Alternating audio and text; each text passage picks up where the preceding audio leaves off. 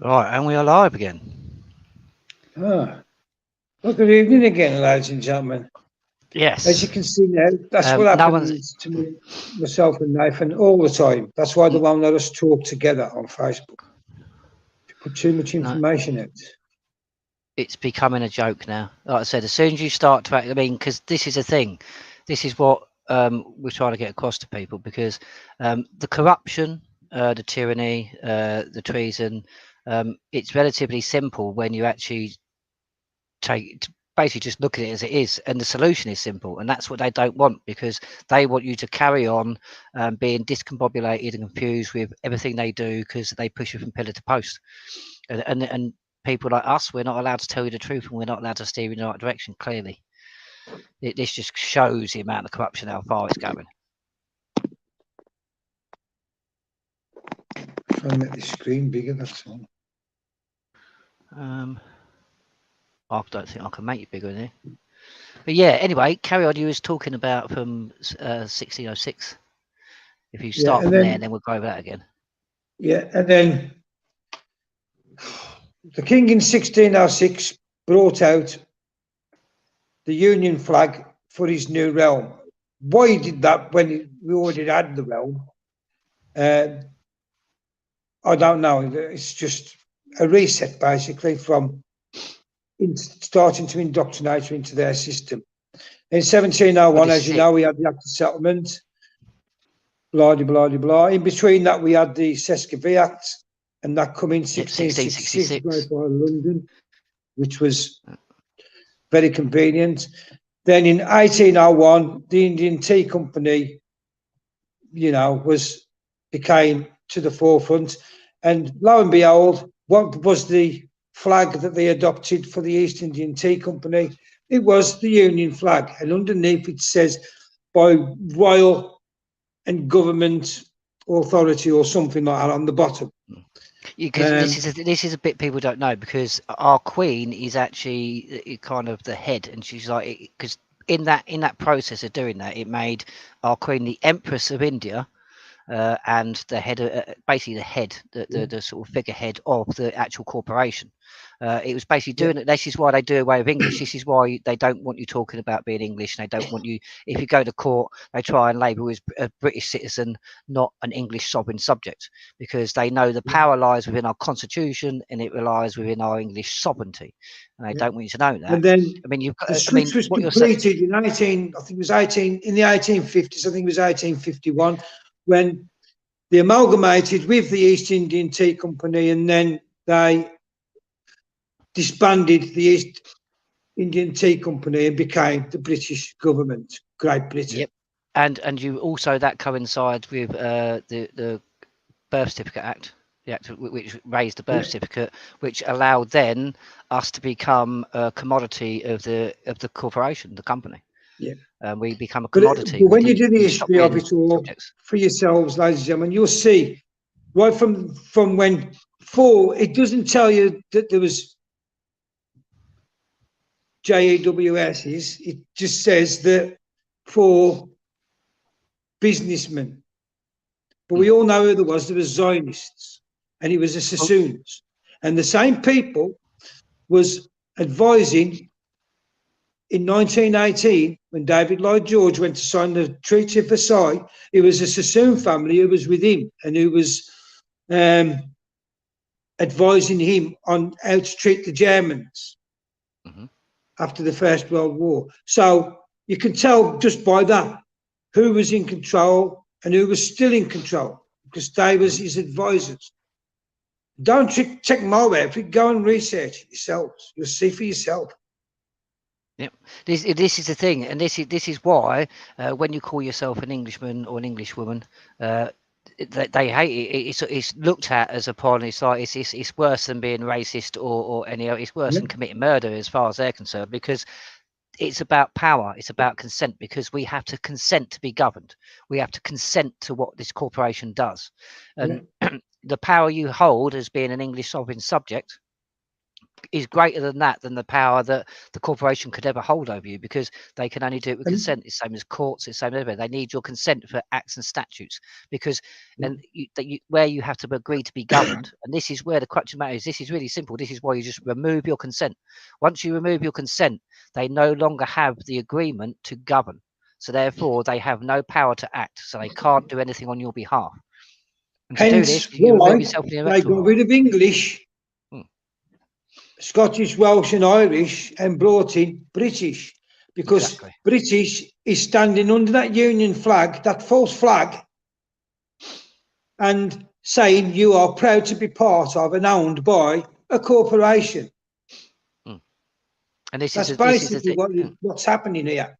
And And this is when you say you want to be English, it's like, how dare you claim your living man back? How I want to be Welsh, I want to be Scottish. How dare you want them passports back, proper passports for yourselves? How dare you become independent and get your sovereignty back? You're supposed to agree to be in a legal fiction. well, it's exactly the same when you mention sovereignty. I mean, if people look into it, it's like this is why the European Union have been since the start of the European Union. Their whole plan and their want is like Guy Hofstede says. It's like we must give over our sovereignty, because that's where the key lies. Because they can't do harm towards us, and this is where common law and our constitution comes into it, and this is what shows how powerful they can't do harm to the sovereign. Any act or statute, it says it in Hailsbury's law, any act or statute cannot harm the sovereign. So they don't want you to That's be a why sovereign. the Queen or King can never do any harm. They can never do any It, wrong. exactly, and that doesn't mean that they just get to do what they want. What it means is if the king or queen gives their royal assent to anything that is unconstitutional, unlawful, which harms their sovereign subjects, it is stricken straight away. It's void. It's unless we keep acquiescing and agreeing to it and actively upholding it, it's void. It gets stricken from the books. That's why when you undergo diffidatio, you enter into Article 61, we actually remove our consent and our power from the Crown and her Parliament, and we give it to the barons. That then means that without basically the remedy and everything, and I mean the treason, the acts and statutes, everything that's unlawful, until that is remedied, we do not give back our fealty to the crown. Basically, what happens is we support the barons, and we put our sovereignty with the barons, and on our behalf, the barons then act on our behalf to undo these wrongs, and then it's only when these wrongs are undone that we then, and that the crown has to, and the crown has agreed this. This is when Magna Carta was 61 was invoked in 2001. This is the agreement, and it was simplified by the Queen's personal secretary replying, because the Crown has no choice. It's that we are the law, and this is what people got to understand. The people are the law, not judges. Case law is done by basically a jury. The king, the judge, and the clerk submit that ruling, but the ruling is done by the people, because it's what we will accept and what we won't accept, and it boils down to that. So when Article 61 was invoked, whoever goes under Article 61, it's not a magic overnight cure. That's just the start of the process. You start with doing your 61, and then you help act to undo this. We have to undo this ourselves. We have to uphold our laws. So once we start upholding our laws, there is no recourse for the Crown to override us. We are the law. Without us, there is none. That's why Parliament can't be sovereign. And the only reason why Parliament are saying they're sovereign is because of the ECA, 1973. Basically, the European Communities Act and that's why they hid it. The FCO 10 forward slash 3048, I think it is. But the FCO Act that they hid for 30 years under the Official Secrecy Act would have told us, because it has to be made public record, it told us and it showed that all the ministers, so every single Crown authority knew before they entered into this, that this was going to remove our sovereignty and remove our power. That's why Parliament are claiming to be sovereign, because under the European Communities Act, the sovereignty is taken away from us and it lies with the European Union, and the European Union then give it back to Parliament. But Parliament becomes, they say they become sovereign because it comes basically like a local council, our Parliament. Yeah. And And this that's is why, why. and that's why, Nath, people should never vote, because every single politician that's walked through them gates into Parliament ever since the Ted Heath has known about this. They're complicit with it, and they're committing high treason against us, the people. and you are going along with that by keep going and voting at the polls and voting these people in, knowing full well that they know they are treasonous, and that act should never have been upheld. Exactly. That's why you'll find the majority of MPs actually have what you call personal trust. Now, I wouldn't say the way around it is to do a personal trust, because the reason why they do their personal trust is because they're going along with a crime, and we don't need a personal trust. You can do it; it protects yourself bits of that, but you don't. It's exactly as you say.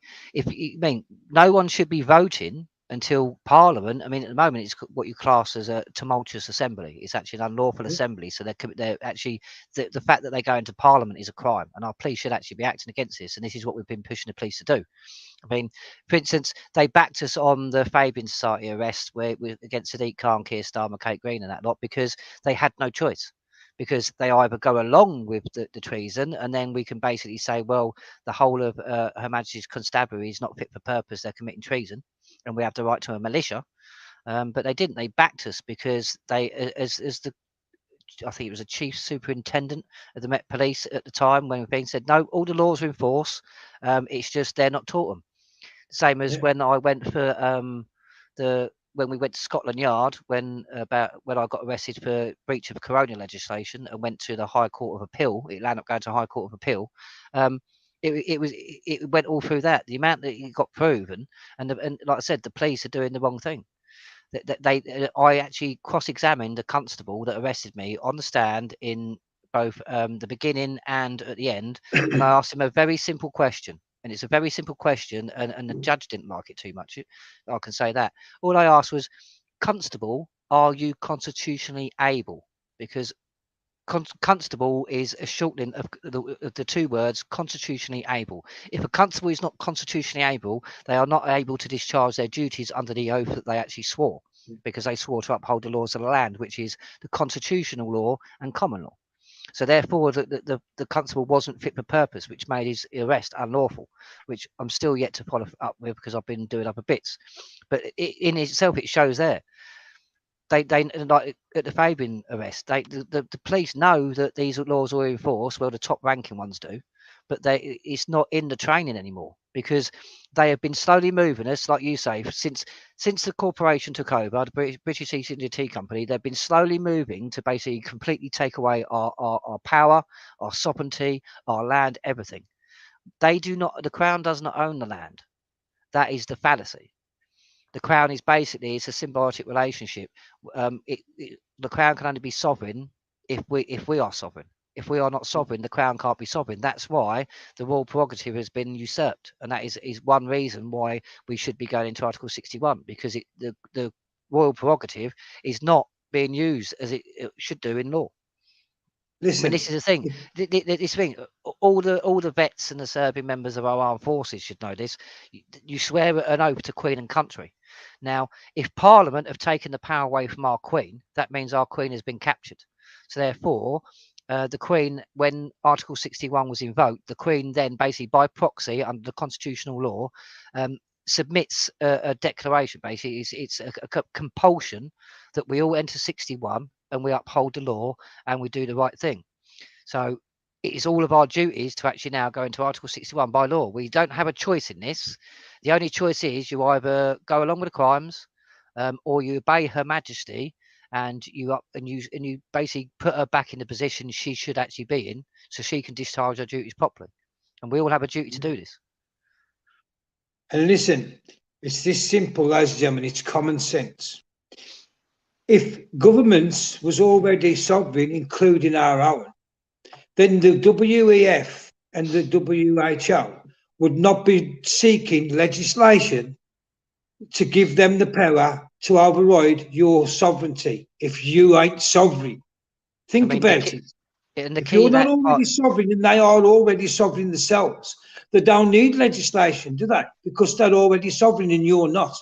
That's why this legislation is trying to be brought in over the top to take away your sovereignty and give the power to the WHO. And if that doesn't register and with common sense, then I don't know what to tell you. You've only got to look, like I said, look at it sensible. I If mean, you most ain't people. sovereign and the government's already sovereign, why do they need legislation to take away your sovereignty if they're sovereign? Exactly, and legislation is not law. It's the given the colour of law.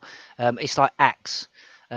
Acts can be given the force of law because they are not law. It is only if we uphold them. Basically, it's what we accept or what we don't accept. That's why they need our permission. And this is what people got to understand. Like you just hit on there. Most people know about the World Economic Forum, the CDC, and the WHO. They've all got together and they're trying to do this pandemic treaty. Basically, what this pandemic treaty means is if a bunch of people that are unelected, same as the EU, really, unelected, unaccountable, they're just bureaucrats. They've never been given any power or authority because maximum law. If you can't prove your authority, you have none. And this is where they're trying to do it because they're trying to. And the key part of this, what is pandemic treaty, people need to read it, is they are going to override everybody's constitutions. So that should show you there that everybody's constitution is what where our power lies, and that is what they're seeking to override because they don't want us to be able to use this against them. They want complete and utter control. When they say you will own nothing and you'll be happy, that is I mean it's not a good thing. They're basically saying, look, we're taking everything. We're going to own everything. I mean, when did anybody consent to this? I mean, I've always had a problem with tacit consent or implied consent because, from my understanding of law, it's what is needed is direct consent, and unfortunately, voting is direct consent. It's just you don't know what you're consenting to. This is where contract law comes in because it's full disclosure. But it's like this. It shows full disclosure in the treaty they're trying to do, the pandemic treaty, because they've had to disclose that their whole object of that pandemic treaty is that they can override all of our rights. So our unalienable rights that cannot be alienated in any way, shape, or form, they seek to override. They can't do it. I mean, in Yeah. that sentence alone, you should understand they can't do it. It is only if we have the view or the opinion or we believe they can. So if we say no, you're not doing that, and we don't accept it, we do not consent to what you're doing. We put this to paper, i.e., 61 and other bits. They can't do it because they Now can't just say, here's the "Well, good. you haven't said no, so I take it you agree." Now here's the good news, ladies and gentlemen, for everybody. Once you go into 61, the balance of the control, the Constitution quite clearly states anything that does not fall within the constraints of the Constitution and our common law must not be implemented. To do so is high treason. Yep, It's sedition, it's subversion, and above all, it's high treason.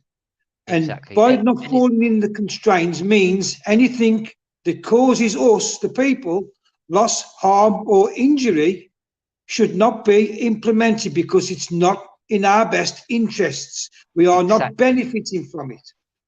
It's that exactly. simple. And this is the illusion they're using with this pandemic treaty and all these pandemics and stuff like that. They're using the illusion so we believe that it's in our best interest, and because we believe it and we go along with it, it gives them the power to do so. When we turn around and we say, "Well, no, we're not doing this no more," and it's not about going on Facebook or saying it and things like that. You actually have to submit no your contestation to this. It's like they say, because basically you've got to remember. Imagine sitting in the room and then someone is saying, "Right, well, this is going to happen next week. Does anyone disagree with this?" No one puts if no one puts their hand up and says, "No, I don't disagree with it." Then it's going to go ahead, and that's all they've done is just they've not allowed. Well, they have allowed us. It's just they have hidden it very well, and they use a lot of very clever wording to try and make us feel like they are working in our best interest. But to override our constitution, the very thing that actually protects us, because it protects our common law, it protects our rights, to be able to override that is not in our best interest. It's what you call constitutionally repugnant, which means it's contrary to our constitution, contrary to our common law. It means it goes against it. The very principles, the spirit of law, is being undone. They are acting against it, not for it. And this is what people need to understand. It is very simple. It's very simple what they're doing. It's a very simple method, and we have a very simple way of actually remedying this. It is Article 61. That's why our ancestors and millions of lives lost for it actually fought for this, because it's like the army oath is based on it, the police oath is based on it. Nobody is above the law, and everybody has a duty to keep the peace. That's why the army oath, the police oath, and stuff like that is based on Article 61, because we all have a duty to keep the peace, and that is a very, very wide parameter. Anything we allow our governments to do or our crown to do, I mean, it's like Danny West just said there. The Queen has been given the wrong information by grown-ups that have basically been teaching her and coercing her throughout her childhood to grow into an adult. That she's been given the wrong information, the same as most of us have. And this is what you've got to understand. There is a corporation that is for quite a few hundred years set out to actually deceive not only us, but our Queen. And this is why we have a So, duty to right, undo that this and stop is it. the Article 61 form right there. That's mine. Obviously, covered me address up, but that's my Article 61. And then when you do it, you send it pre-recorded, and then you either staple it at the top here, or like I've done, I put mine on the back. That's my proof of posting. Everything else to say I am now in Northern Rebellion. I've sent it to the appropriate Baron, which in this case is the Earl of Devon. And basically, it's that simple. Once you've done that and you lose the fear, these people have no power over you. Exactly. It's that simple. That very form there is step one in a 3-step process. There's no Yeah. more than 3 steps. So if anybody's telling you there's 5 or 7 steps to Dipadarsho, they're wrong. It's 3 steps. It's your declaration. So your declaration under Article 61, you do the declaration what Gary just showed you, and that is declaring that you no longer uphold, because basically what it is Her Majesty's Parliament are acting treasonously. So you no longer uphold the laws that they're doing. So you're taking your power away from them. That is your declaration. So you are declaring that you don't accept this no more. Your next step is the affidavit of truth. So when you send your affidavit of truth, which you send 30 days after, you are stating this is my truth. Now, and most people will know by now, an affidavit in law, if it is not rebutted, it stands. They cannot rebut these affidavit of truths unless they rebut the declaration. They haven't. I've actually got court orders written by a judge where Magna Carta and the Bill of Rights has not been rebutted. In fact, they won't even attempt to rebut it. Like I said, it does help the fact that I've got Housebridge Laws of England books and that lot, and it states quite clearly in Housebridge Laws, and back in 2000 when we adopted the Human Rights Declaration, which is only to be taken into consideration, they are not secure. Jack Straw said himself, the Magna Carta is as binding today on the Crown as it was when it was sealed in Runnymede. Now, there's a lot of confusion, a lot of debate over Magna Carta and which one's enforced and stuff like that. Well, there was only one Magna Carta that was sealed in at Runnymede, and that was 1215. There has been consecutive Magna Cartas that have been released. These are technically a subversion, and it's an option, so we can just ignore our one, which is a treaty. There is only one treaty, and treaties, as again most of the vets and most people understand, a treaty, it comes from war. So we was at war with the monarchy at one point, and there's a treaty to settle that dispute, so we keep the peace. That's the constitution. It's to keep the peace. Once you do your affidavit of truth, it won't be rebutted. Okay, so that's why we put it away. And then what you're doing then is your third step is claim of right. So you're claiming your right, and you're taking the power back. And then once you've done your claim of right, you've done all 3 steps, you are now in lawful rebellion. That means you've undergone Dipadarsho. You have completely removed all consent from Her Majesty, and by proxy removed consent to her Parliament, because her Parliament acts on Her Majesty's behalf. And that's what they're then ill-advised Her Majesty, and they've got her to sign things and go along with things that she has no power to do, and constitution she can't do. So our Queen has been captured. We actually have to now undergo Dipadarsho, and we have to reinstall the monarchy to the position and what it should actually be, so it acts in the right way. Yeah, it's simple to do, and I don't know why everybody's so frightened, because this is how I look at it, ladies and gentlemen. People will say, "Oh, I ain't filling that form in," but then you won't fill that form in, which is protects you. But you'll go on a protest to London where there's CCTV everywhere, there's doing facial recognition, who's getting you, if they are going to do things, getting ready to line you up to be snatched and put in camps and what have you. You'll all go on them protests, but you won't fill that form in that's going to protect you, which Exactly. they cannot touch you by going into. Mom, it's mind-boggling to see the Uh, uh, people this is what the I'm thing, because doing. I don't know what a they're lot of frightened people, of. a lot of people get worried. You that no harm can come to you, and no actions can be taken against you for undergoing diffidatio under 61.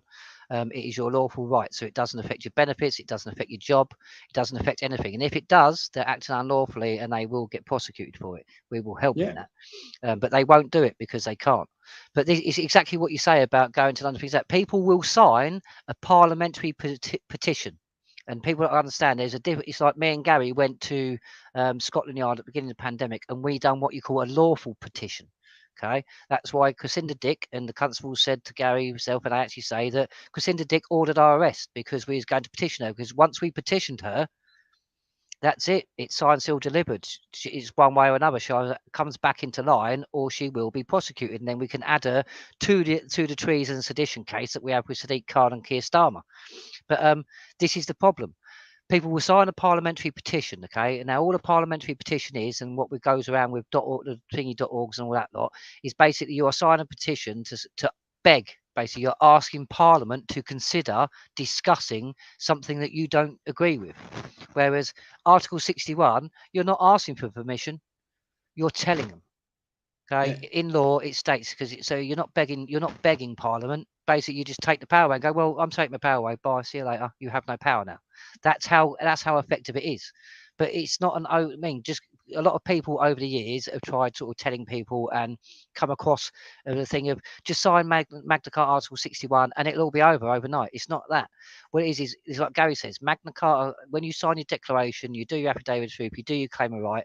It's a kind of a protection in law. Not only have you officially removed your consent, but it also protects you. So when you do take steps to stop their crimes, to actually bring them to justice and to bring readdress, basically to address the crimes that they've committed, um, it gives you basically what in law would call purpose. So it gives you actus reus and mens rea. So it sets out your mental intent and your physical actions.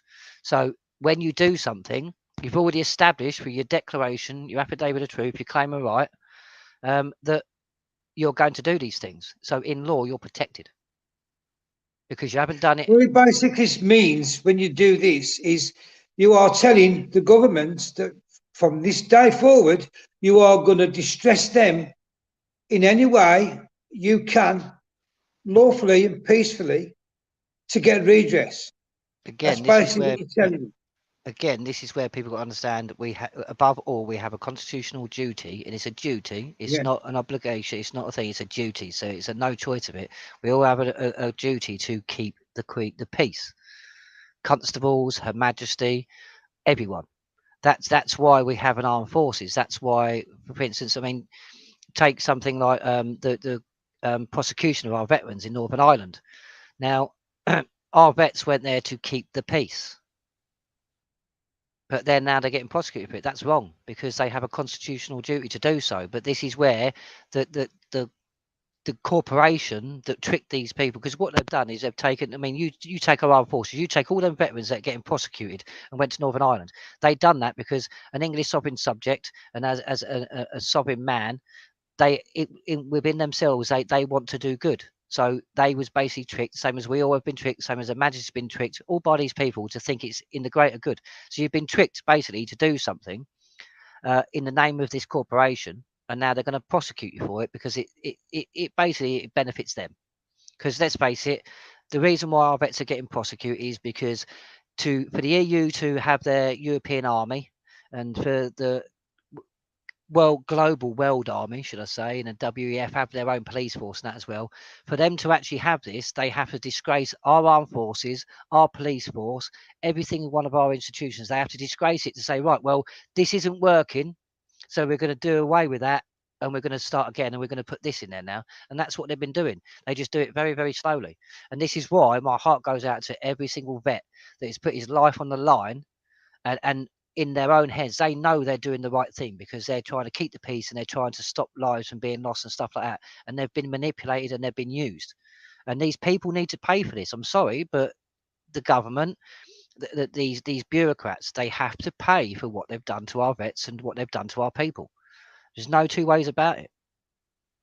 But now people know, though, Nathan. Now people know, and it should be known because we can send them the evidence. Mm-hmm.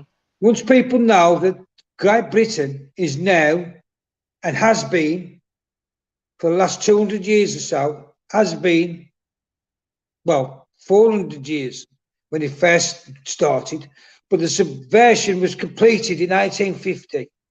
So it's been nearly 200 years they've been a corporation, registered corporation. Mm. And once you know what a registered corporation is, it's a business, like Well, Asda, like Morrison's, like Tesco's, like Sainsbury's. yeah, So would you go and put a uniform on to go and pillage the world in an Asda uniform? No, you yeah, wouldn't. no, So why are exactly. you doing it for a corrupt corporate business that's called, happens to be called Great Britain? Well, this is the thing. I mean, I don't just believe us. Please go and do a bit of research. Research this, okay? If you look at the wording, okay, Parliament used to be Parliament, okay, it used to be with a Y. Now it's Parliament because it's implementation. Um, the spelling's changed, and this is what people can do their own research on. The same as it used to be the United Kingdoms, not the United Kingdom. Yeah. Because once upon a time it's called the United Kingdoms because every kingdom was in its own right equal. But we haven't had that since basically the British corporation took over. It's come to Yeah. the kingdom. So what they've done is they've used wording to trick us, and it's become about the corporation, not about the people, not about the land, and not about us. And have you seen how subtle that was, Nathan? Mm. All they've done is remove the S. Yep, and changed it and removed the Y to Yeah. Parliament But they've to just changed the S and it's mm, United Kingdom instead of kingdoms. But mm. people never noticed it because it's subtle. Yeah, because But it's it's like took you from Parliament. individual countries, Scotland, Ireland, Wales, England, to one kingdom, the United Mm, Kingdom. So now, before when it was kingdoms, if they said to Wales, example, you with us, they could say no. They had the right mm. to say no. Now it's the Well, United look at. Kingdom. Whatever the kingdom does Hmm. and votes to do, you have to go along with. When it was the kingdoms, they could have said, well, we ain't part of that. We don't want to Mm. be part of that. Well, this is the That's thing. the difference. The reason why it's called the United Kingdoms is because it's like take Scotland for instance. Scotland had their king, England had their king, so it's kingdoms. It's king of the of pretty much it's a kings of the domains basically or dominions. The same as like with Parliament. Okay, Parliament is basically the implementation of a parlay. So it's the implementation of an agreement. They changed that to Parliament, so it's a partial implementation of the agreement. This is where people need to understand the wording. A lot of the wording has been changed and subverted. Our language has been bastardized, and it's done to trick us. Same as our education system. That's why we all changed to Common Core. Like I said some of our older viewers will understand there is a massive difference to how grammar was taught when they was younger to how grammar's Yeah. taught to our kids now. It's like it used to be called the House of Commons Yep. for the common people, the House of Commons, the House of Commoners that represented the common people. Yeah, which was the And they've highest. Which changed. actually, yeah, which the House of Commons, technically speaking, is the highest court in our land. Even though they don't like you to know it's a court anymore, because they don't want you to know that the commoners, the people, are the law. That's why we have the House of Commons because they are there to basically keep Parliament in check. So they are the highest court in our land that can override Parliament if needed, and they do today. But a lot of it is they go along with the political agenda. But this is why the 25 barons stepped out of that circle and implemented 61. It's unbelievable Mm. how they've done everything by stealth, just subtly here and there, and people have just fell for it, but they don't realise that the older ones amongst us have got good memories.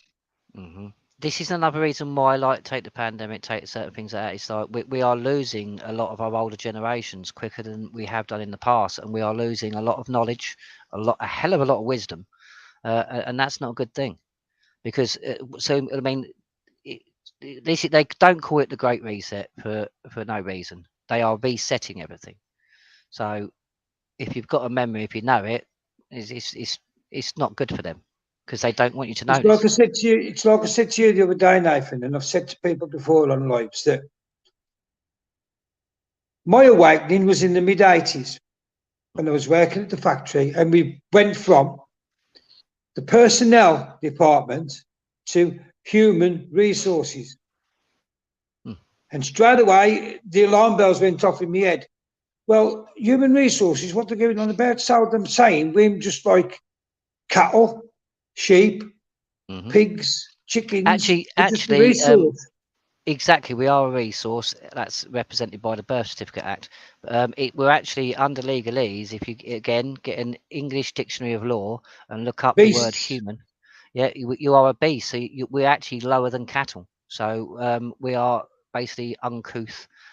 We are uncivilized, undomesticated. Um, Therefore, they can act on our behalf because we are unable. That this is the whole point.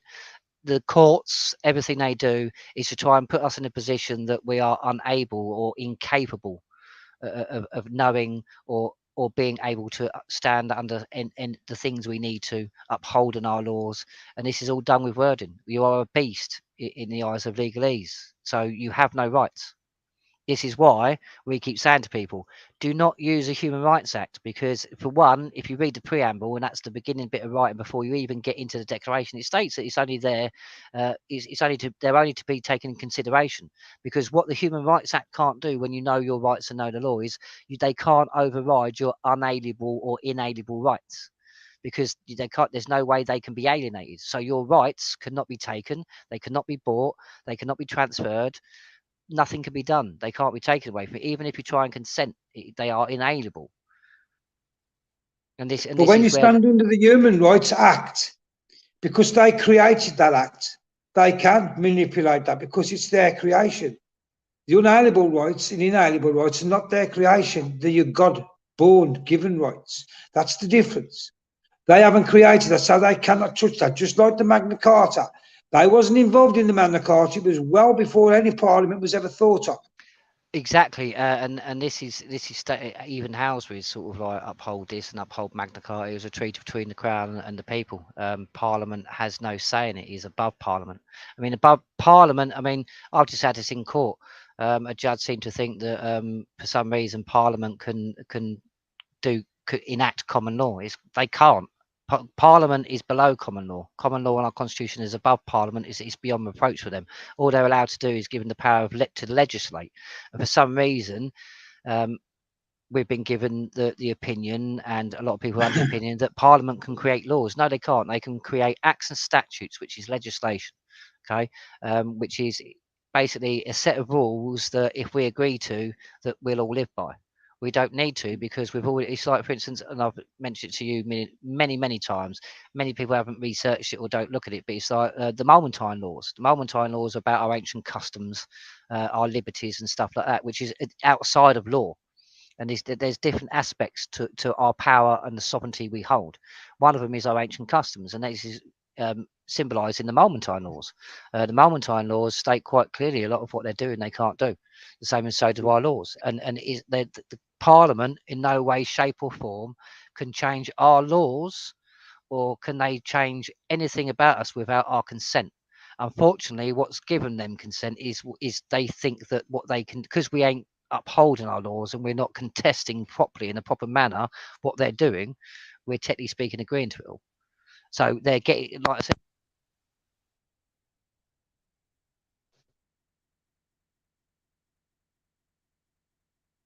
Your mic's gone again, Nathan. is that better? Yeah. It's I mean, it's like we're not allowed to consent to these atrocities, so they're not allowed to get our consent to it because we can't consent to it because it's constitutionally repugnant. It's contrary to common law. So they're not allowed to do it. But because we believe they can and we go along with it, we're accepting it. It's acquiescence. This is where people need to understand. If you really do not want this to carry on and you want it to stop, you have to now put, like I say, the pen is mightier than the sword. And they say that for a reason because the sword has only ever brought basically the situation of like we have done with like Magna Carta 1215. It brings a situation of a treaty being the resolution. So you get the sword, and then you get the treaty, the resolution, and the treaty is more powerful than the war, because the treaty is what settles the dispute. So therefore, that's why you get the expression "the pen is mightier than the sword," because it's the pen that actually does the work, not the sword. And the reason why these people are scared shitless, ladies and gentlemen, is for this reason. As you know now, you should know, we've just told you all about it. Great Britain is a legal fiction. It's a corporation. So the government, per se, doesn't actually implement anything. It's the living man who holds a position inside that corporation that is making the decisions. And he should know the law. And as Nathan will tell you, it said it at the Nuremberg trials, ignorance of the law is no excuse. So that's why Yes, these people are scared, because when it all comes out, it's them as a living man or woman that will be prosecuted and dealt with, not the legal fiction they represent. exactly, and this is what the thing. A corporation is a fiction. That's why you can't attack Parliament, you can't attack the government, because that's a fiction. But what you can do is you can attack the living man or woman that is actually carrying out that action, because that's where Yeah. the liability lies. It's not with a fiction, because a fiction can't do anything. A fiction can't interact with a living being. It's a fiction. So it's basically it's a difference of knowing and believing. You know your parents, but you believe in God. It's there. So you believe in this corporation, but you should know that the power's with you. It's about knowledge, and this is why it's like tonight, where me and Gary get kicked off Facebook. They don't want you to have this knowledge, because once we all understand that this is it's quite easy when it's all boiled down to it, and you take away their subversion and their clever tricks of trying to trick you to sort of believe you're going along with something that's right. Once it's very simple, and it collapses very quickly. That's why it's like in 1668, Article 61, and this is another reason why they don't want you to know about Article 61. The Glorious Revolution, that used Article 61 of the Magna Carta, and that was the most powerful document in that whole thing.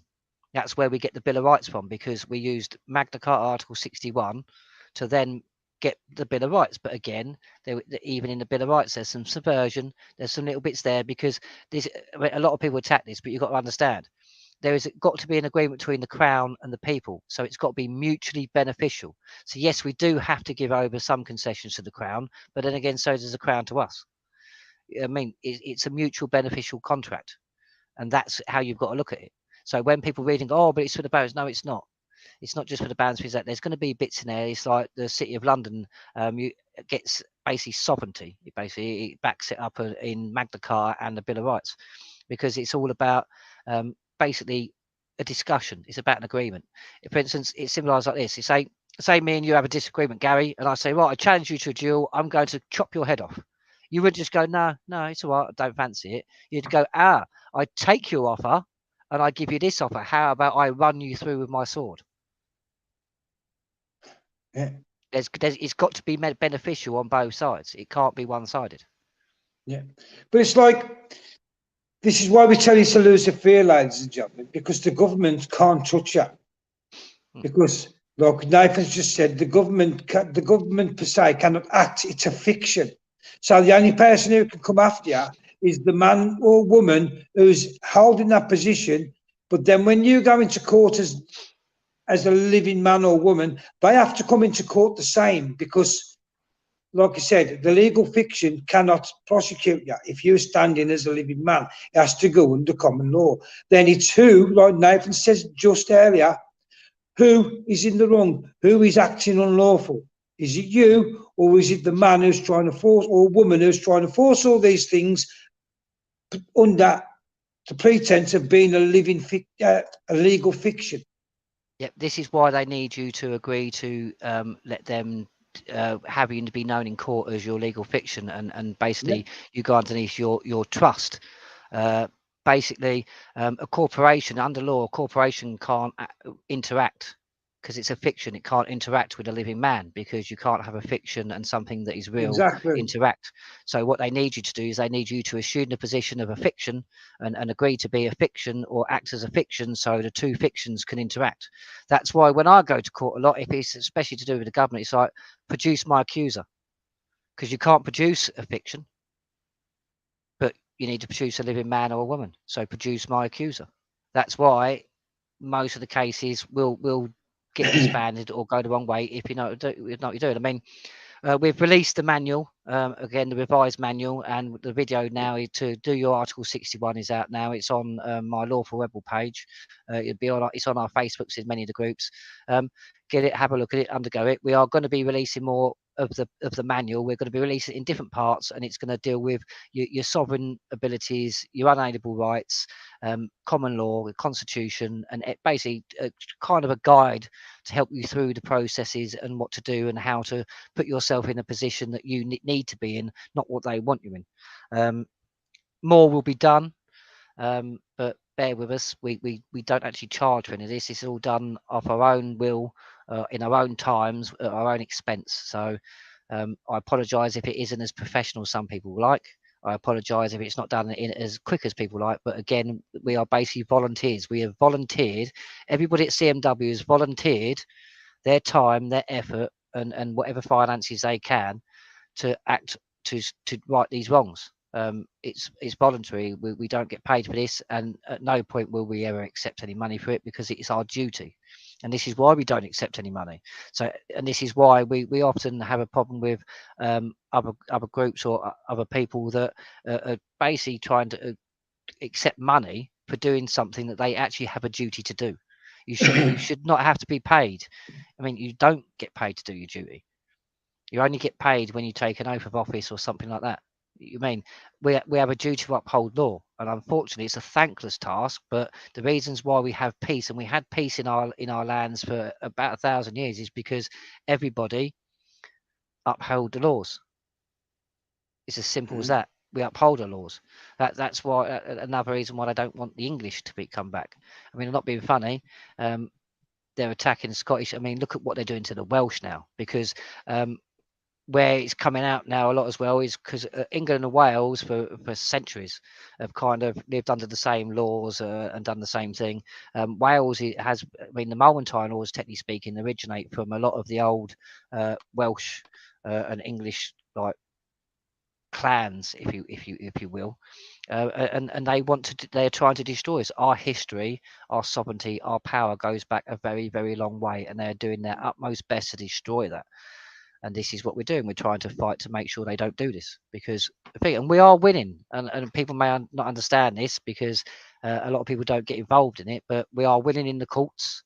Common law is not really being contested. They try and do their way to avoid it, but there is common law rulings happening as we speak. They've happened in the last few years. They're happening now. The courts are actually bowing now, because you're getting people that are going in. They're not using solicitors and barristers. They're not using their legal fiction. They're going in and they're forcing the courts to say, right, it's like I do. It's like if a judge or anyone tries to initiate my legal fiction, it's like, are you trying to bring me into a fraud? They can't answer that, because they know they're committing fraud. And you say, right, are you trying to get me to agree and act fraudulently? Once you do that, they've got no recourse. They've got to start changing. It's just learning simple wording and simple things to do, and you can actually get away from that. You stop yourself agreeing without your knowledge to these contracts and these tacit agreements and this legislation they've put in, so they can bind you with it. And this is the thing: the Constitution binds Parliament and it binds our monarchy. It also binds us. It binds us all. That's why the government can't use our constitution against us. For instance, take the Gina Miller case in 2017. She tried using our constitution to basically attack what the people was doing to allow us to be governed by a foreign prelate. Basically, we cannot be governed or ruled by somebody outside of our realm. It has to be our monarchy. Or so on we think. So basically, the EU, they by our constitution, by our law, they have no say over us. By our law, they can't. They're not allowed. Our ancestors understood this a very, very long time ago. That's why it's in there. This is the power we hold, and this is what people got to start to realise. Yeah. And if you look at what's happening with the council tax, a lot of people are catching on to it now, and that is the fact that the guy or the woman who signs the thing to say you owe the contract, you're in a contract and you owe this money, is called the 151 officer. And when people now are challenging, where's the proof of claim? I want the 151 officer to step forward and take responsibility for his actions, i.e. that signature. They won't do it. So now they're committing a fraud. Exactly. The 151 officer actually is 3 positions. Okay. The one we want to look at and the one that holds liability is the accountant, because it's the accountant that actually signs off on all the finances and everything. So that's what I mean. And at the moment, our council tax is being misappropriated. So that's a crime in itself. It's called malfeasance. That's why they hold liability. So when you actually, with council tax, it's like produce my accuser and produce the authority that you're claiming, they can't do it because they don't have the authority. He doesn't have the authority to sign that paper because it's unlawful, and he knows it. That's why they'll never meet you in a court to discuss it. When you say, I want a proof of claim, blah, blah, blah, I want him to step forward or her to step forward for their actions, they won't never do it. They just run away. Yeah, we've been trying for years to try and get a lot of things in court. It's like with the Scotland Yard thing. We knew we was going to, either one of us or both of us going to get arrested. And it's like we've had to go to them lengths at points to even get into court, because it's like with council tax, we've helped a lot of people with council tax. We've dealt with it in a lot of ways. And the way we deal with it, it always lands up the same way. It's a stalemate. It just lands up a series of paperwork, and then the council can't move, we can't move. So it's a stalemate. So it just stays what you call like a legal quandary. It just stays stagnant. Well, you must tell them, neither party can move. But you must tell them that you're not refusing to pay. You just want proof of claim first. Yeah, what you're asking for is proof of claim. And this is like with our claim of right with Article 61. It's a claim of right. That is your proof of claim, because you're claiming your right. They need to claim the right to do so. If they can't produce the claim of right to basically get this money, they have no right to do so. Because if you say, I'm not paying it, it's all about the wording again. When you say you're not paying it, you're agreeing, even though you don't realise this, you're agreeing that there is something you should be doing, but you're just not going to pay it. So you don't never word it like that. You say, I'm going to decline from paying. I'm not refusing. I'm going to decline from paying until you prove, proof of claim. I'm withholding my payment until proof of claim is given. Yeah. So you never refuse. Never say I ain't paying it, because that's more or less admitting that you know about it. It is lawful, and you've created, again, like David said, you're creating joinery. You're creating a verbal contract. You're saying I should pay it, but I'm not going to. When you say that way, don't ever say it that way ever. That is exactly it. It's like what is you're dishonouring yourself, and you're dishonouring the contract that is implied to be there. You don't dishonour the contract. You say, look, okay, you say this. Well, I'm asking for this proof. Like I said, it's to and fro. You never just say I'm not paying it, because it's like Gary says. If you say I'm not paying it, it's a case of, right, well, I acknowledge that this is here and I have to do so. I refuse to do it. You don't do that. You say, right, I'm withholding payment until you give me proof of claim. So prove to me that I owe this money, and then I shall pay. So you're not. Or prove to me I'm obligated to pay it, and they can't. Exactly. You're not dishonouring a contract, so therefore you're not in the wrong. You're not acting unlawfully. You're acting within the law and within your rights. It's consent, and what I keep saying, it's full disclosure. You're asking for full disclosure. So you're saying, right, I can't agree to this. I'm withholding because I can't agree to this until I know exactly what I'm agreeing to. But if you go, I'm not paying, you're basically saying, right, well, I agree that you can take this money, but I just refuse to give it to you. That's the difference. It's all in the wording. It's all in the wording, ladies and gentlemen. It's all in the wording. Once you learn the wording, you can't be caught out. I mean, let's face it, Gary and myself was two of the people that walked into the Fabian Society, and we arrested Sadiq Khan, Keir Starmer, who happens to be a barrister. He was the head of the CPS and the Department of Public Prosecution. Sorry. Now, if this man had even one slight bit where he could have acted against us, he would have. He would have, because his whole career and his life and his livelihood is at stake. These face life in prison for these crimes. Like I said, and we can still do this to these people. We just, unfortunately, we need the backing of the people. And to get that, you're going to have to put pen to paper. You're going to have to. We've got a letter. All you need to do is sign it and that lot, fill it out and send it off. And there, you're actually submitting your will to paper. So you're saying, right, I want this investigation. I want this to go to court. I want these people tried for these crimes. I want a resolution to this. That's what you're saying. It's not a bad thing. And again, you cannot be prosecuted for it. They can't stop your benefits from it. No. They can't do anything, because all you're doing is basically submitting to the police a kind of a declaration that your will is to have this up basically seen in court. I mean, the police backed us. So we're also going to be releasing very soon one for CPS. But what we're trying to do is, at the moment, we want the police to uphold the law, because the police can actually arrest CPS. And any CPS officer that refuses to do so, because they're in breach. So what we're trying to do is we're going the lawful route. We're trying to get the institutions and the authorities to actually uphold their position and actually uphold their duties. That's why we're going. Some people say, well, why are you going to police when they backed you? It's because we're trying to urge the police to go further with their abilities to actually help us end this corruption and stop these people from denying us our right to justice. See, basically what happened was we had ourselves, and say even if you had 20,000 people who backed it, you had 20,000 people and us, 8 people who went in, and then you've got 250, 300,000 who voted for him to be Mayor of London. And that's why they say it's not in the public interest, because way more people voted for him to become Mayor of London that want him investigated. If that would have been 500,000 backed us, there'd have been double that voted for him. So then they would have had to be investigated. This is why it's important. And you think your voice, your letter, your email doesn't matter. It does.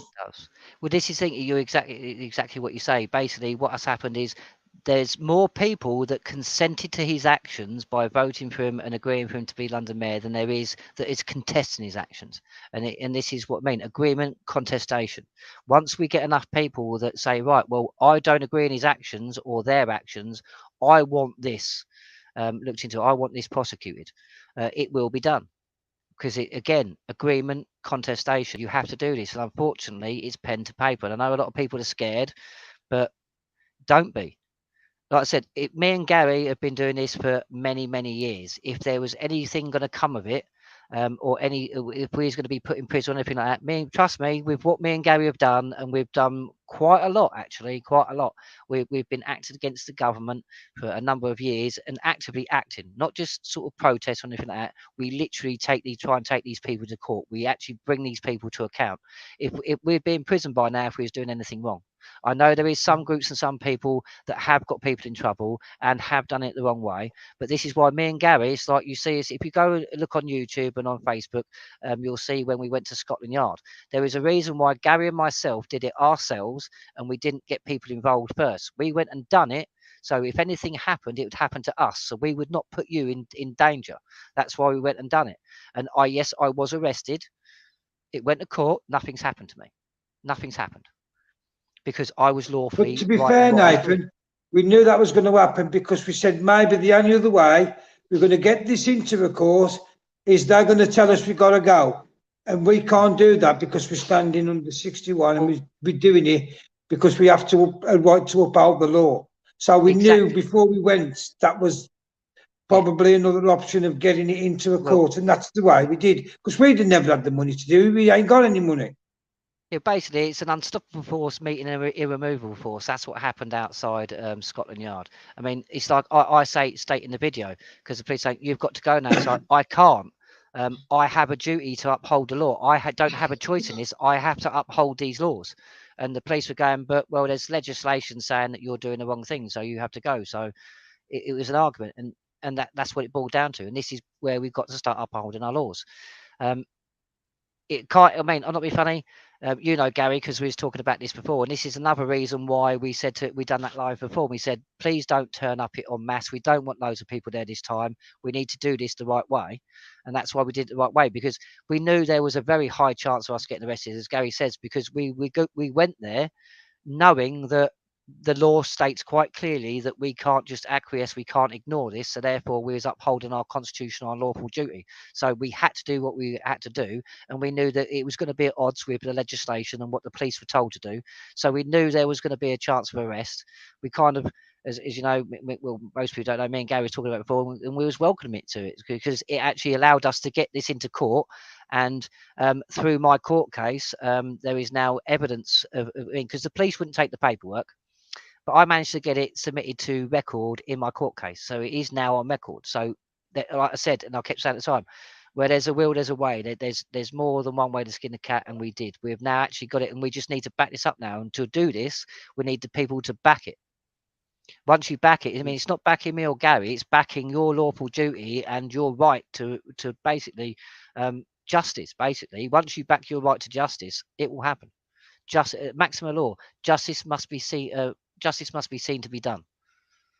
And so that's why we say there's I mean, you have to protesting is part of it. So you protest because you have to be seen to be getting your justice, and you also have to do the paperwork because it has to be seen. And And as the long only as way the you, as paperwork can long be as you do done is when it's seen things, on paperwork. as long as you do things lawfully and peacefully, Hmm.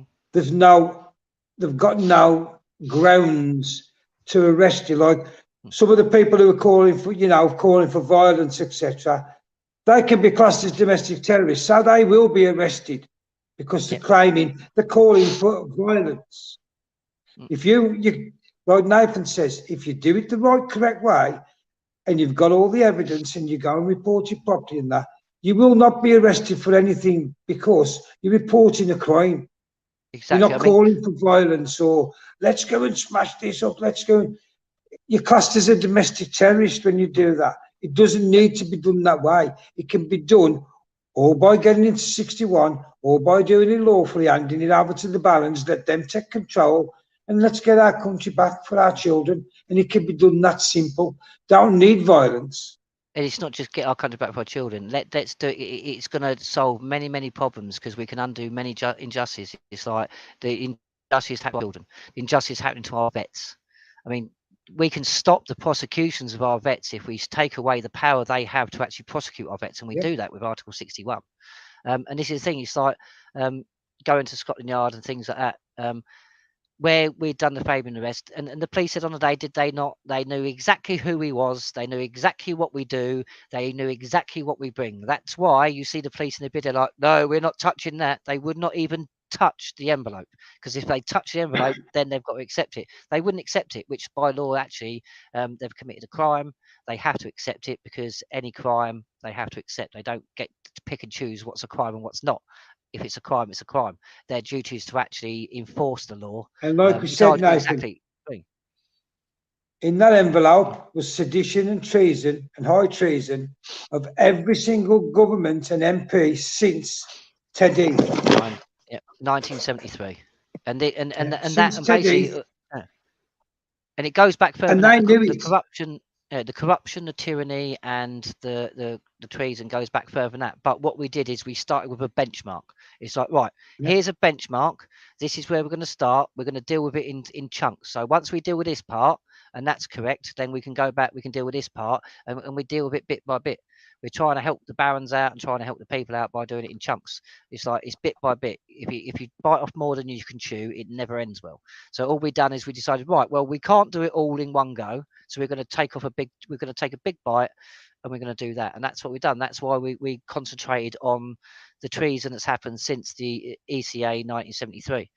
And that's part of what we've been doing. And it worked. Like I said, we are the only people to actually get the police to back. And actually, we've got the notifications from the police. We've got all the paperwork and that lot. The police stated themselves. That's why they submitted to CPS, because the police said evidence of crimes proven. So our evidence that we put in proved that there was crimes committed. All we need now is to get them into court and see how much their guilt is, what weight of guilt, how great their guilt is, because they have a right to contest, they have a right to reply, and that's what they do in court. We take them to court, and they can prove that either our accusations are unfounded or they're not as great as thing. But this is why we go to court, and we can get them into court. We can do this. Yeah. We And are the I'll only act, ones. We are the only ones that's actually got that far. MPs have tried, barristers have tried, solicitors have tried, but everybody's tried the legal route. We didn't try the legal route. We used our laws. that's what we're Danny saying. West. That's how powerful the Constitution is, because legalese, as I say, it can be interpreted. Oh well, but under the Constitution, it's either unlawful or it's not. Well, the undoing of law, if you, I mean, when they go under legalese and they get a license to practice legalese, it actually quite clearly states that when you get your license that it's not to be used on a daily basis. It's only to be used in specific things, because it's the undoing of law. It's basically breaking law open and breaking it down, and they're meant to put it back together, but they never do. They just break the law and then leave it. But this thing, just answering Danny West, he said, so why can't the police act on it, Nathan? The police have acted on it. The police have done their duty. They've investigated it, and they've put it to CPS. It's the officers at CPS who have refused to go through with it. So what we do now is we put the weight of ourselves behind the police, and we say, right, you have a duty, you have a job to do. Now you need to act against CPS. So we got them to act against the MPs, and they have. They've investigated it. They've found evidence of crimes proven. They've put it to CPS. So what we now need to do now is just tack a little bit, and we need to now get the police to go, right, this is what's blocking justice. You now need to start addressing this, and that's how we do it. Yeah. See, the thing is as well, there endeth the lesson. You don't need a license to practice law. The law, like you've said, the law sorts itself out. You're either obeying the law or you've gone against the law. You only need a license for legalese. Exactly. This is why to subvert the law. Exactly. I mean, don't get me wrong. It usually takes about a 5-10 minute chat with a judge to prove certain things and to state certain things in law, like their own court rules and stuff like that. But this is the reason why I've been allowed to advocate. It's like Angela's in the chat at the moment. Angela was actually witness to me in David Russell's case. I think it spoke to magistrates. I was in the public gallery, and I actually took over the proceed, not like you see some people on Facebook and YouTube and that lot. I did it in a certain way. Basically, I did it through perversion of the course of justice. But I used my right as a public sovereign subject to highlight something, and the only way the court could act is if they acted against the law. So therefore, what happened is I proved my point. They had to disband it. The same with the judges. The reason why I'm allowed to advocate for people is because I have a knowledge of law enough that I will not be contrary to law. So I won't commit offence in what I do. So there's no way I will breach the law, because I know not what I'm doing, but I know enough about the law not to breach it. So like I said, I don't need a license to do what I'm doing. That's why I class myself as an advocate, not a barrister or a solicitor, because an advocate is just someone who speaks on someone's behalf or acts on someone's behalf.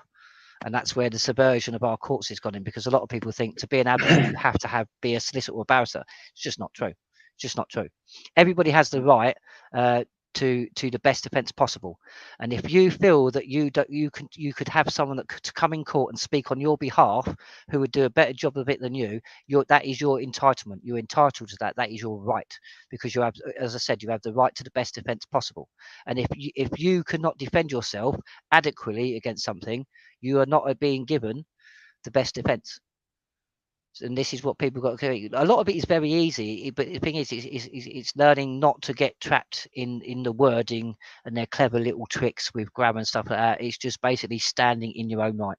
Once people learn that, and it's just right or wrong. If it feels wrong, it's wrong.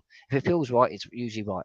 We're all born with that inherent kind of natural instinct to know what's right or wrong. Even young children know if they're doing right or wrong. You know what I mean? And that's what you need to tap into. That's the basis of where you should be bringing your knowledge from. Yeah. That's what you should be upholding. Yeah. And as you know, Nathan, I just won my court case for common law. I thought a good time to test it. Common law inalienable rights. Can you So now it's gone past the thing. Can you have a little? Can you just discuss that a little bit? Because I don't want to talk about your case because it's your case, but it's like just tell well, people I exactly can't what you talk did and about it everything. yet because it's not happening until Wednesday. Ah, right. So right after But Wednesday, we shall but do a basically, live. what I did, ladies and gentlemen, because I wasn't in, I'm back here now, but I wasn't. I was in Belarus, so I had to go to court. So I instructed my solicitor. That means she's representing me. So she has to do exactly what I say with my instructions. That's how it works. It's my money. She does it my way. I said, if I lose, but I want this putting in as like, I want to test the waters of whether I'm picking up on what's right. So I gave her the witness statements of all the loss and harm and that have been caused by the tenant. We went into court. I said, oh, I don't know about it. I read through it and it says, do you know what? This might have a good chance. I'm happy to carry on and do it instructive. I had a choice. No, I don't want to do it. I would have had to get somebody else. But she was quite happy to take the money and do it that way. She went into Well, the court. Now, Nathan will tell you this, and anybody who's been struggling to try and get somebody at their house will know it takes months and months and thousands of pounds. 2 to 4 years is the average time. Two Yeah. to 4 years, if you're It lucky. took, ladies and gentlemen, 15 minutes. Mm. She went in. It meant my statement said what it means and means what it says. All the loss, harm, and injury this man had caused me under common law and my unalienable rights, and he had no right to do it. The judge read it all, couldn't argue like Nathan said, I'll give him nowhere to go. He had to put the hammer down and agree with me. Yeah. So what normally takes about 15 to 30,000 pound and 4 years of your life and probably your mental health. It took Gary basically 15 minutes to get the whole thing sorted. And what did your solicitor say at first about common law when you said you wanted to use common law? What do you see about they're told not to use it? I says, why are you using common law? You're wasting your money. It's just dead money, But I said, no, it isn't. I says, the trouble is with you people, you've not learnt it. I said, when you look into everything in there and you look at the law side of it, the proper law, I said, you will see that's as good a witness, that's as good a evidence than you'll ever get. It's as good a statement as you'll ever get. And it's like an affidavit of truth. It wasn't, but it was like an affidavit of truth. It could not Statement be. of fact. Statement of Yeah, fact. it could not be rebutted, anything, because it all happened as it happened. I'd got it all in the chronological order of the crime, as they say, and it just could not. As the judge was reading it, this, there's nothing that the man could say. And at the end, he did try to say, well, I ain't been paying because it's damp. It's not damp, but he said, the judge turned around the panel and said to him, so that is your excuse after having 8 months to come forward before this date, and now you wait till 5 minutes before the hearing to tell me another bullshit excuse, mate. Basically, it's damp. No, and that was Exactly, it. because and the reason why he'd never done anything because his solicitor and barrister, his legal team, would basically they want to draw it out so they get money. So this is what should show you how bad this is with our situation and with these people. They wanted to adjourn it, so they went there thinking that like with all other cases, this is going to get adjourned. And luckily, where Gary instructed his solicitor was like no, and then the solicitor put the case to the judge, and the judge said no, we're hearing it today. And where the barrister was so thinking, oh well, I'm going to delay this, and then eventually we'll put this in. What happened is they got caught out with their own trick. They did not submit the right things. They did not act honourably towards the court. The barrister didn't, neither did the defendant. So therefore, the judge had no choice but to rule in Gary's favour. I mean, after Yeah, Wednesday, once it's done, me and Gary are going to talk about this in a bit more in depth, but that's just a general gist. yeah. But basically, ladies and gentlemen, it's having the confidence to do it for yourself, believing in what you're doing, getting it right, and once you get it right, that solicitor said, I don't think it's going to be adjourned after going through it, and I'm quite confident. And like Nathan says, she's come out of that with common law knowledge now. From the other side, she's dealing with legalese, but now anything like that now, she can look at it to see if she can attack it from a common law point of view, because she knows now it works. And this is another thing. This is where it's like it's people going into court and actually upholding the laws. I mean, I've got to think. I mean, it's not just us, and this is what people got to know. I mean, there is a few groups out there that are doing it the wrong way, but there is a lot of independence, and there is a lot of groups out there that are actually doing the same as we're doing. They're getting into courts, are upholding laws, and it's doing this. It's what we're doing that is actually changing the courts. It's actually getting our laws back. It's actually changing the system, because we're going and we're submitting the paperwork, we're doing the actions, we're actually doing it in a lawful process. I mean, a lot of people do attack people who do like protests and stuff like that. It's like, me and Gary don't go to a lot of protests anymore, because just the protest alone is not the full process, so it will never work. Okay, yes, you have to, I mean, like I said, justice must be seen to be done. So yes, you need to protest, and you need to physically show that you're protesting, because that is part of the process of getting justice. But it's what most people don't follow it up with the lawful paperwork and the rest of the process. You start the process, but you never finish it. And this is where we're hoping to sort of like, and we are working with a number of groups now, and we're starting to show them this is how you do it. You have to follow up with this. This is the paperwork you use. This is how you actually get it submitted into it, things like that. And it's starting and it's working. Other groups are doing it as well. So thank you to all the other groups as well that have bothered to research and doing it right. Please get in touch. We'd love to be able to have you on and let the people know exactly what you're doing as well, because it's not just up. There's other groups as well that are doing some very amazing things, and this is where people got to stop being despondent. The government are trying to convince you with media and all stuff like that we are not winning. We are winning a great deal. I can assure you, we are winning massively in all courts. Like I said, I actually have, and I can prove this, and I will do once my bits at the end, and I've actually redacted it enough. I can do it to a certain point where I pull the section out, but I actually have a court order written by a judge himself that talks about Magna Carta and the Bill of Rights, and at no point do they rebut it, because they can't.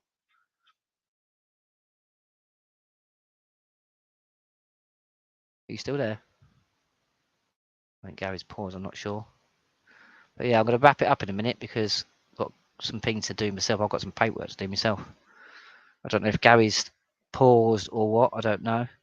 But right, as Gary's sort of paused in his box, I think we'll end it there. Me and Gary will probably do another live. It'll probably be on here in the next. It'll be in the next couple of days. Just to let everybody know as well, one of our next shows coming up. I believe. I think it's this week. I believe we're going to be having Joe and Dion from Camp PTSD, who's going to be coming on and talking to me and Gary, and talking about their camp and what they do, and how people can help them. I think that's going to be this week. I'm not sure which day, but we should put it out. So yeah. So look, wait for that. That should be a good one. Most people should know about Joe and Dion from Camp PTSD.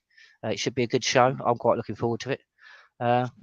Yeah, so until the next time, I think we'll leave it there. So thank you for everyone who's listening, who's tuned in, and thank you to all those who are going to look at this video after. Please uphold your rights, uphold our laws. Go It's under that simple. 61. Lose the fear, ladies and gentlemen, because when you lose the fear and you realise that these people are hiding behind a fiction, then you've got nothing to worry about. But this is the thing. Please understand this, people. Leaders of groups and stuff like that, groups are now starting to talk to each other and starting to help each other and work off each other like they never did before. It's happening, people. Unity is happening. People are coming together. I mean, instead of fighting our own causes and trying to like take people's attentions away from other groups, what we should be doing is fighting for all of us.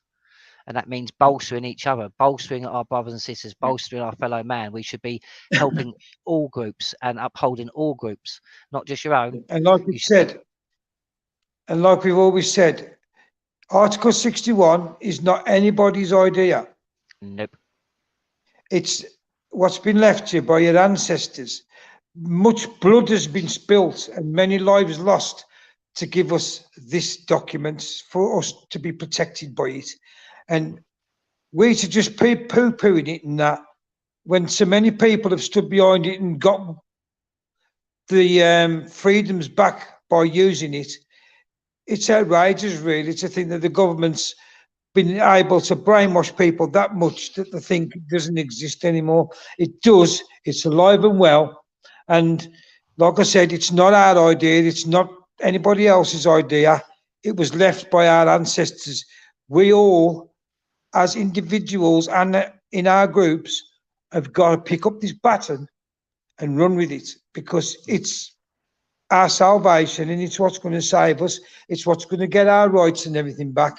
We've just got to lose the fear and stop trying to look for like a golden ticket, like as they say, and look for this Yeah, fantastic remedy when there's the no, yeah, remedy's already there. exactly. There's not a paragraph you can recite that's going to undo this. There's no quick fixes. This is a process, and we've got to all go through this process and actually undertake this process. Like Go says, this is where, I mean, it's the Constitution is a solution. We've been saying it for many, many years. The Constitution is a solution, and each and every single group, whether it be a children's group, a vet charity, a vet group, or anything like that, each of you, if you actually get down to it, the Constitution is the very thing that you need to actually get remedy for whatever you're doing. And within our constitution is what we have the power and we have the rights and we have the tools to actually do these things. So if we start all using the constitution, we can all bolster each other, all get behind each other. Let's start getting a bit more unity. I mean, I'm not being funny, it's happening now, and it's lovely to see that the groups are starting to talk now. Leaders are coming together, different members of groups are starting to chat and sort of things like that. It's happening, but it's happening a lot now, and it's happening at a fast pace. So let's keep up the momentum, people. Let's, I mean, if you can help get two leaders together to talk, then please do so. If you can help by getting members to talk and understand something, please do so.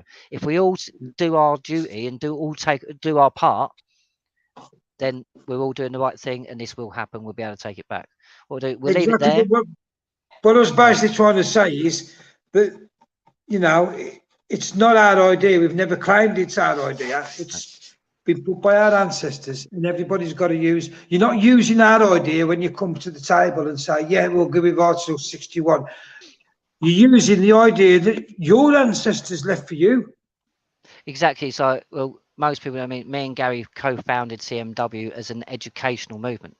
It's to highlight and educate about our constitutions across the globe. But everything that It's we not. teach is not our. It's not our Mm, doctrine. It's what our ancestors have left us. It's what we should have been taught at school. yep. And this is the thing. And this is another key thing that CMW are trying to do. We're trying to establish basically our constitution and our rights being taught to our children. This is why we're sort of acting in certain ways. Like I said, we're just an educational group. It's just we uphold our duties. We accept our duties and we undertake them. That's all we're doing. And like I said, the groups that work with us now, it's like I mean, it's amazing because, like I said, it's like we don't lead any groups. We don't tell groups what to do. All we do is we're mainly an advisory role. Like I said, we're just here to educate. That's it. We give them the facts. We give them the facts and of everything that's gone on, and the remedies, and then we encourage them to try and encourage them to take them up because it is the only thing that's going to save you. Nothing else is going to save you. Because there's no, if there was a glorious remedy out there, we'd have had it by now. But this remedy that 61 has been used before successfully. Many times. The Yeah. last time, I mean, Magna Carta, for instance, the last time Magna Carta Article 61 was used was the Glorious Revolution, 1668. It was actually used in America not long ago. That was in the 90s. Magna Carta was actually used to do certain things. I mean, it's all here. It's just they try and hide it and they try and ignore it. And as Gary said, ignorance is no defence in law. So, Well, you've only got to look here. Gina Miller used it. tried using it. She used it to try to stop Parliament being prorogued. Then you got that little shrimp, what his name, blooming Bearcow. He used it to stop a veto going through. So it's used when they feel like using it. But when we want to use it, it don't exist. You've got to start wising up to these people. If it exists for one, it exists for another. Exactly. This is what people got to realise. The Constitution is not Parliament's. The Constitution is ours. And in doing so, it's an agreement, and it is an agreement. And this is the thing: it does bind the Crown, and it does bind Parliament. It's the rules that they have to govern by. but it's also the rules we have to live by. So we can't breach the Constitution just as much as they can't. And when we understand that and we undertake that, I mean, things will move a lot quicker. Right. We'll leave it there because I've got a bit of paperwork to do things like that, and I've got a couple of other bits to do, and we've been on for an hour and a half now. So we'll leave it there. Thank you for everyone who's listening. Thank you for everyone who's been in the chat and who's basically helped in and put some input in the chat tonight. Thank you all. Thank you for listening. Thank you for everybody who's going to share this video. Thank you for everybody that supports CMW. Together we can do this. We can.